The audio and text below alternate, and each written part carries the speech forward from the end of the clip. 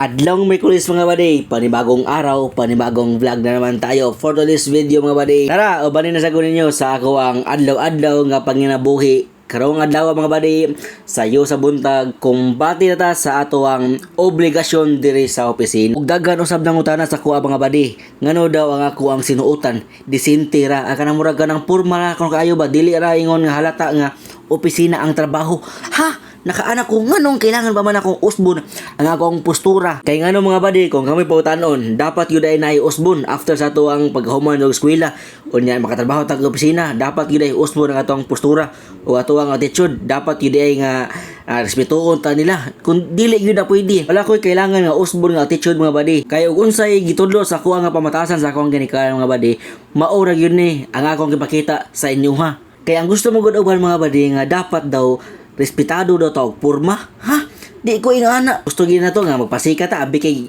ingana nga to ang posisyon dapat gyud ay nga magpa harong ingnon ta nya way sulat tong bulsa porti na batia kuan kita kana murag grabe na nato ni duta og sinutan niya wa tay kwarta ya nagdanghag lang naong nimo pero karon mga buddy padung sa ko ihatod mga buddy before ko maadto sa akong pwesto mga buddy na magoy regular nga customer mga buddy nga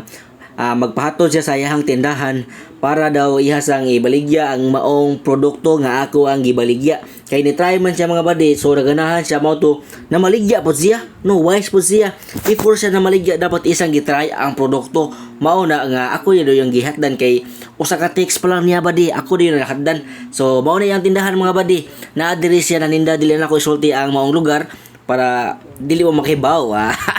so mao na mga buddy nga diri na ako gihatod ang maong produkto nga iyang gipalit so nice kayo kay iha usahang gitilawan ang produkto mga buddy una siya na maligya kay dapat yun batilawan yun niya ang produkto before siya makabaligya sa uban kay unsa man niya pag-explain unsa man niya pag suplika sa ubang tao kung wa siya katry sa maong produkto so dapat sakto gid iyang gibuhat iha jud ang gitilawan daan ang produkto then iyang gibaligya then transition ta mga buddy diri naabot nako sa ako ang pwesto no sa mga suki na to diha sa mga kadalanan na ako permente dire og sa katong nangayog number sa akong Facebook account nga mukontak daw sila sa kuha para ilang inegosyo og sa mga uban nga misaad nga moagi lang nya moingon rag balik lang ko pero sa mga mo balik so gigotom ko ni kaon kog bogbahog so maintain lang tag bogbahog kinahanglan po din na to mukha og imported nga wa man tay kwarta kaon magitag puruotan so wala wa gitay pili ining panahon na dapat tipid ta kamao ta mo kupot og kwarta og kamao sad ta manginabuhi kay di pwede nga magpuro lang ta gasto nya wa ta kibaw kung saon papangita ang kwarta so puira lang sa uban diha nga mga kwartahan kay anam sila kwarta